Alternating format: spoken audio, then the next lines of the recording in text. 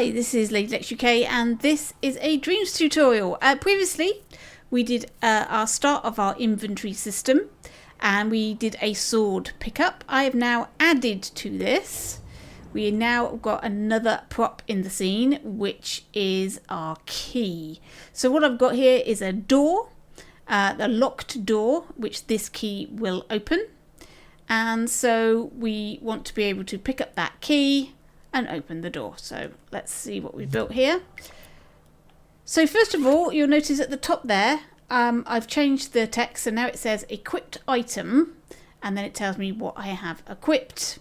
At the moment, it's nothing. If I pick up the sword, it will say sword. Now, if I went to go and pick the keys up now, I've got a sword in my hand, so I can't pick up the key. That triangle will not work. I have to put the sword onto my back, into my inventory. Now we've got nothing equipped and we can pick up our keys. And now the keys are equipped. You can see that at the top right. And we can swap between keys and sword as we like. Like so. So we've got a swapping mechanic. This is good if you've only got two objects at any one time. This is, like I say, we're working our way through inventory systems, and we've gone from one object, we're now gone to two objects, and this will progress until we've got a full inventory system. But this is for when you've got like two items, maybe you've got two weapons, but in this case we've got a sword and a key, so we can swap between the two. Right, now we need to open the door, so I go over to the door with my key, and you'll notice the key disappears from my hand and the door opens. And it says equipped item none, and I no longer have the key. Right. Let's have a look and see what I've done. Now, this will not make any sense to you at all if you haven't seen the previous tutorial, because this is part 2. So a lot of what I'm going to be saying is referencing the previous tutorial, so you'll need to watch that one first if you haven't already. So we have our sword, and now we have our key. I made these quite a while ago. It's just a nice key on a key ring. There we go. That's going to open our door. And there is a microchip on the key. Before I go into the big microchips, this is very similar to the sword.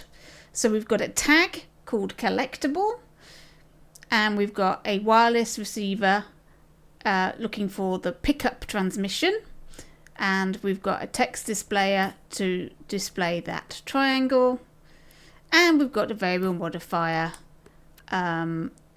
which is going to change the number of our key to a 1. Okay, so it's exactly the same as the sword. The sword variable was 0 for in the world, 1 for picked up and equipped, 2 for in the inventory. Now the key is going to be different because we're going to have 3 settings. We're going to have in the world, equipped, in the inventory, and used. Right, so the other thing to notice, in the sword microchip, we had an extra gadget, which was the destroyer. We don't need that for this because we are going to use a completely different method for the key. Now, you could use this method for the sword as well, but I prefer swords and things to actually be part of the puppet.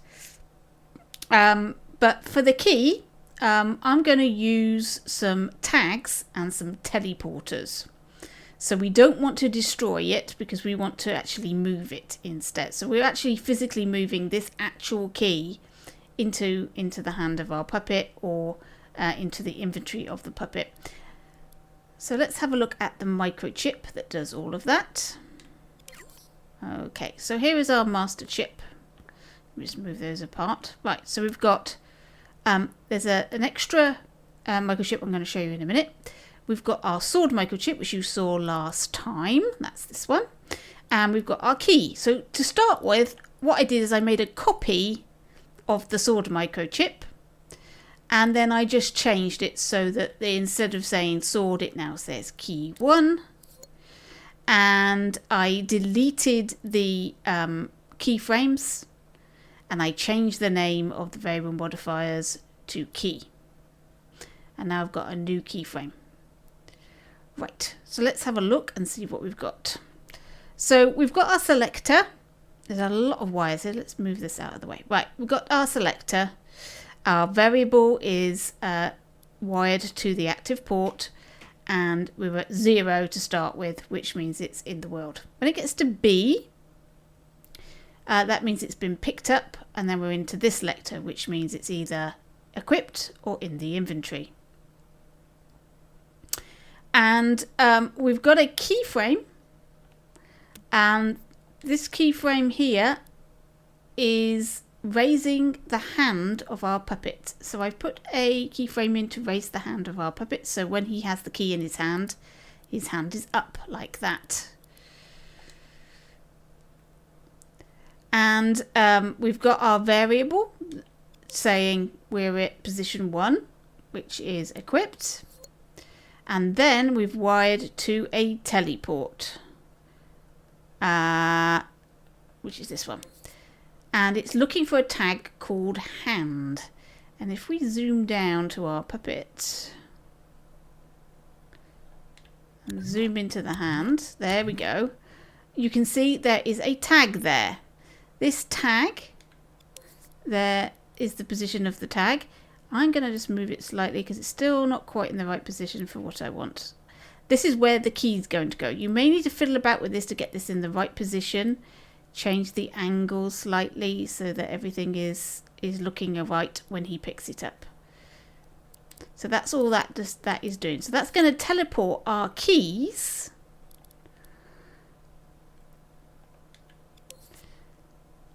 so we've got affected object is wired directly to the keys down here, as you can see. So it's going to teleport the keys into the puppet's hand. So that's what it does on A. It's gonna go to this teleporter. Let me just move those in a different position and straighten that out a bit. Maybe make it easier to see.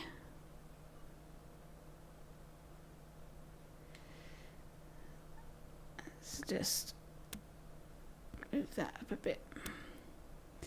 There we go. So A, that's A. B is in the inventory. So we've got, this time there's a tag called belt. And if I zoom out somewhere. Let's try turning X-ray on. That'll help. There we go. There it is. There is our tag for belt, and this is where the key is going to end up when it's in its inventory setting. So let's zoom back up. Where are we? Key. So when we're in the inventory setting, it's going to teleport to the belt. And our variable modifier is going to be changed to a 2. So it's exactly the same as the sword, except instead of just having some keyframes to change the visibility, we've got teleporters that are teleporting our object to the position that we want it to be in. Now you'll notice we've got an extra selector option here, and that's D, which is the number 3. So our sword was either 0, 1 or 2. Our key is either 0, 1, 2 or 3. So when it is changed to 3, this will actually destroy the key. 3 is our setting to say the key is used. Now I could have also used, instead I could have used a teleporter, or I could have used a keyframe. So I could put the key in the door, perhaps. There's all sorts of things you can do. But I'm just made it easy. I've just destroyed the key. So once you've used the key, the key is destroyed.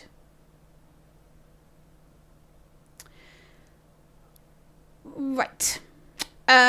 everything else is exactly the same. So all the settings here, I've got an extra not gate and all sorts of things here. So here is this new microchip. This is called equipped. And in here, I've got my text to say what's been equipped. I've got an XOR gate checking to see what is equipped. And these are showing different things depending on what's equipped when. So this is just an ordinary text display that says what is equipped. This one, sword. This is only going to be powered on when the sword is at A. So when the sword is selector is at A, we'll wire that A into that text. This is the key. It's the same for that. I've wired A into that.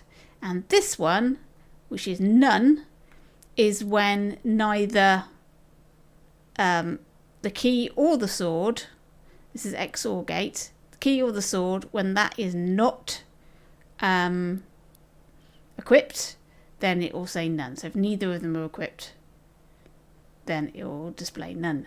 Now this NOR gate is also going into our Puppet. So let's have a look at our Puppet logic.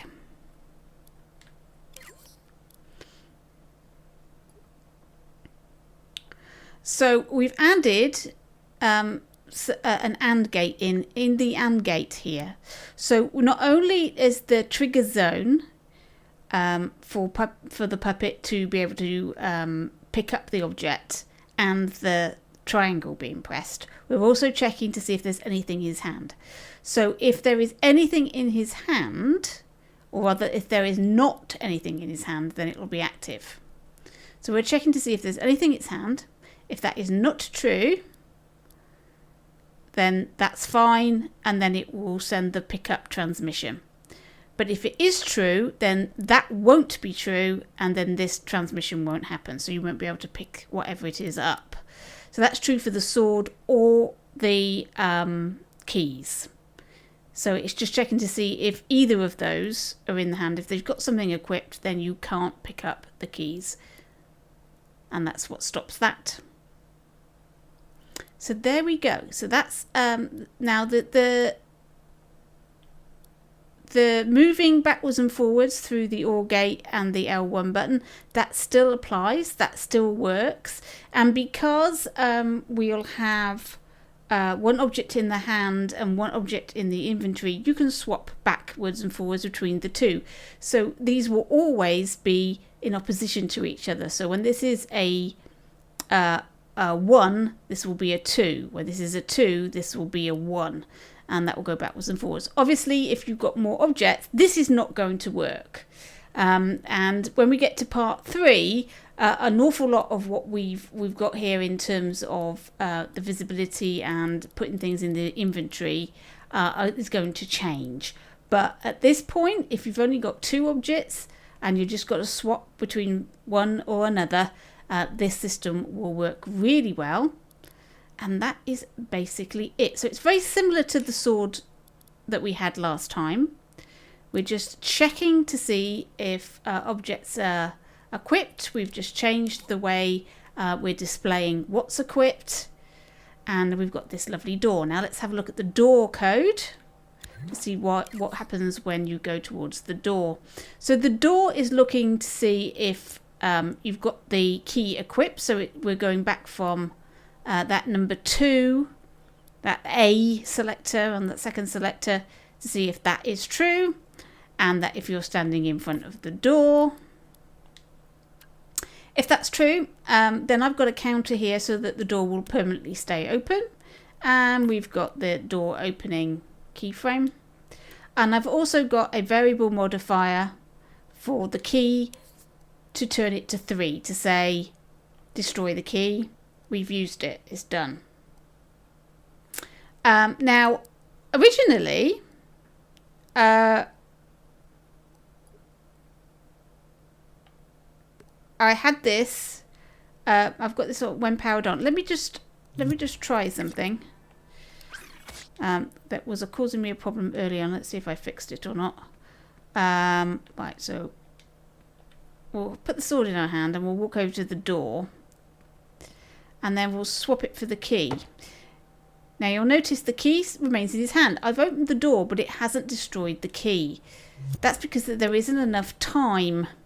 So we're going to have to change this variable modifier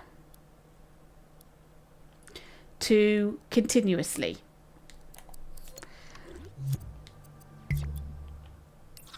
So we'll pick up our sword, we'll pick up our keys. This only happens when you change your mind while you're standing. When you're standing in the doorway, the keyframe is too fast, and therefore it doesn't recognise. It doesn't send the message to the modifier for some reason. It's a bit of a weird one. It really should, but it doesn't. So if we're standing in the sword, we'll swap it for the key. And yes, we've lost the key this time. So if that happens to you, just change this variable modifier to continuously instead of just when powered on. Because for some reason, if you change from your sword to the key while you're inside this trigger zone, there's not enough time for it to set off this variable modifier in that one frame. Not quite sure why, but changing it to continuously solves the problem. So there we go. There's our door code. Right, I hope that was useful for you. Next time I'm going to be adding a few more objects, and we're going to start looking at how to create some sort of menu or list, and how to work your way down a list and select things for equipping and putting things in inventory. Thanks for watching, and I'll catch you in your dreams.